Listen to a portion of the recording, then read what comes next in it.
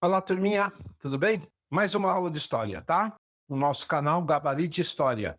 Hoje nós vamos falar da primeira aula do terceiro bimestre para o segundo ano. Aquela aula que está lá no repositório e que é conteúdo obrigatório a ser ministrado em sala de aula. Voltando aqui, é sempre importante essa aula.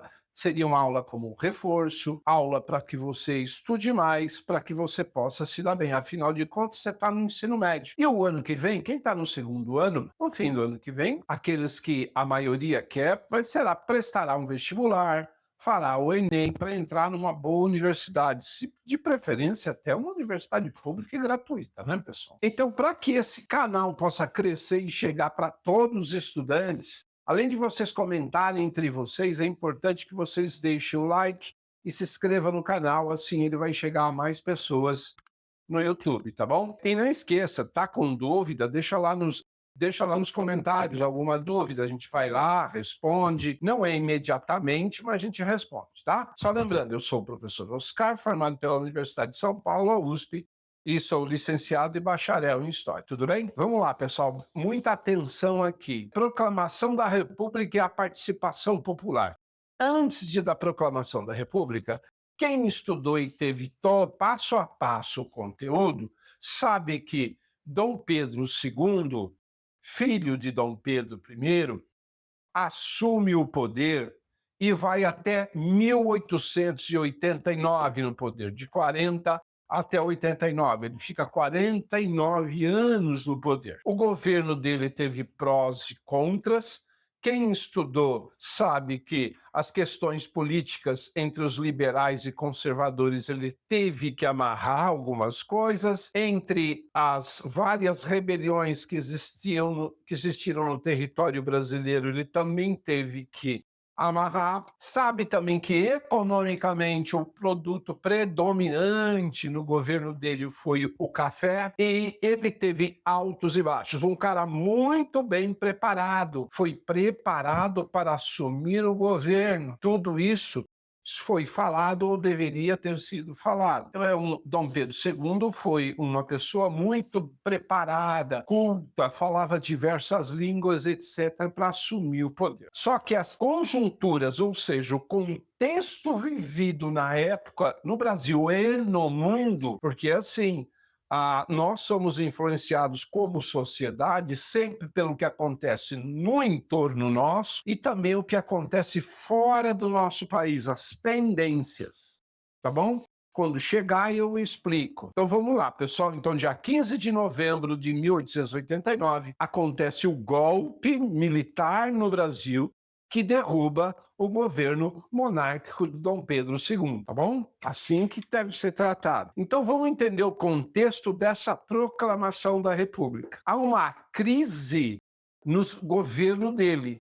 O governo dele se esgota porque quase o mundo inteiro já, o mundo ocidental, Europa e América, até América, qualquer país da América não era mais monárquico. Inclusive a maioria dos povos desses países da América do Sul, como Argentina, Uruguai, Paraguai, quando vão fazer sua guerra de independência, eles já vão se tornar republicanos. Nem monarquia eles vão estabelecer lá. O Brasil não, em 1822, Dom Pedro I mantém a monarquia no Brasil. Ele gostava de chamar de Império do Brasil, enquanto os outros países não, por causa da influência iluminista europeia, da ideia de liberdade, igualdade e fraternidade. Aqui no Brasil demorou um pouco mais, tá? Não só isso, a libertação dos escravos também demorou muito. Foi o último país do Ocidente a acabar com a escravidão formalmente,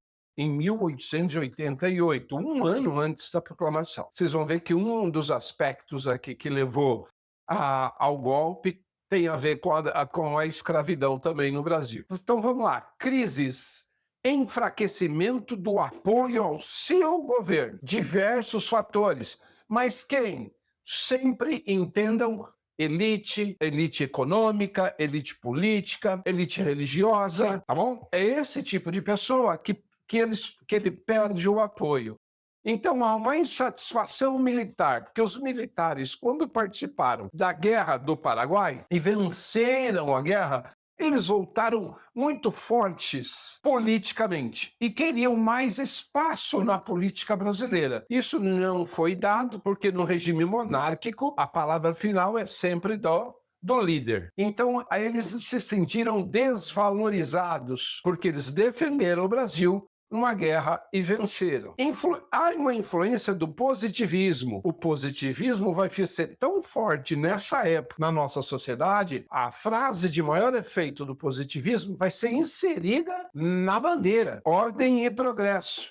Mas essa ordem e progresso, para os positivistas, positivismo, pessoal, é um movimento científico, cultural, político, que acontece na Europa, tá? Então, essa influência do positivismo, eles acreditavam que a única forma de um país ser ordeiro e obter o progresso era através da república. E eles conseguem, né? A república, o Brasil até hoje é república. Inclusive, o nome correto do Brasil é República Federativa do Brasil. É o nome completo do Brasil. Então, essa aqui, ó, insatisfação militar, a influência do pensamento positivista e o fim da escravidão. E como é que a escravidão, quando você acaba a escravidão, atrapalha um governo? Pelo simples fato de que os ricos, os poderosos, os barões do café, que eram as pessoas mais ricas do Brasil, eles eram contra, é claro, porque eles diziam que se acabasse com a escravidão, a economia do Brasil ia acabar, ia falir, ia quebrar. Exatamente como hoje, né? Se pagar bons salários, vai quebrar, vai falir, etc. Sabemos como acontece. Então, esse grupo da sociedade, muito importante economicamente e politicamente, não quer mais Dom Pedro II no poder. Então, dia 15 de novembro de 1889, o Marechal Deodoro da Fonseca vai, junto com as suas forças militares, retirar Dom Pedro II do poder e ele mesmo assumir um governo provisório. Ele vai ficar algum tempo. Depois, outro militar chamado Floriano Peixoto também vai assumir o poder. E, para finalizar, essa elite aqui, econômica, do café e de Minas Gerais, do leite, vai formar uma república chamada Velha República, que já foi dada no segundo bimestre. Tudo bem? É assim que acontece a passagem. Mas e aí, pessoal? E o povo? Porque, afinal de contas, um país, uma nação, ela só existe porque existe uma sociedade, chamado, o que no comum se chama um povo. Como ele participou disso? Ele não participou, não é de hoje. E a história é legal por isso, pessoal. Serve para explicar as coisas. Por que uma nação é desse jeito? A história não é determinante, mas a história, ela se confirma porque é uma tradição do jeito de ser. É que o povo chama-se de, isso é cultural nesse país, isso é cultural, isso acontece sempre. Como se fosse uma desculpa para que aquilo continuasse acontecendo. Então, o povo brasileiro não era agora que é alienado, mas nessa época não havia como não ser alienado. É assim que funcionava, porque o povo brasileiro, ele era praticamente todo mundo analfabeto. Pouquíssimas pessoas sabiam ler e escrever. Quem sabia ler e escrever e ter cultura? É claro, a elite, os ricos e os poderosos. Os demais não tinham cultura e não sabiam ler, eram analfabetos, tá? Então, a participação popular não houve. Houve um golpe militar e a população não sabia nem o que era a república. Se você perguntar hoje em dia, talvez a maioria ainda não saiba, ou uma boa parcela da população não saiba definir o que é um país republicano. Então, é mais ou menos assim, a pessoa foi dormir num regime monárquico e acorda num regime republicano sem saber o que é. A participação tão popular não acontece. Teve nenhum movimento popular, contra ou a favor disso. Porque a elite e o governo, aqui atenção, pessoal, é importante, manteve o povo no analfabetismo. Analfabetismo mesmo, ok? O povo, há pesquisas que 70, 80, 90% da população não sabia ler nem escrever. Então era muito mais fácil para essa elite política, militar, religiosa dominar a sociedade brasileira, correto? Hoje acontece isso? De certa forma, sim, né? É fácil incutir o medo numa população que não sabe nem o que está acontecendo. O que a gente pode tirar de conclusão de tudo isso, pessoal? A República, dessa aula aqui, a República foi implantada de cima para baixo.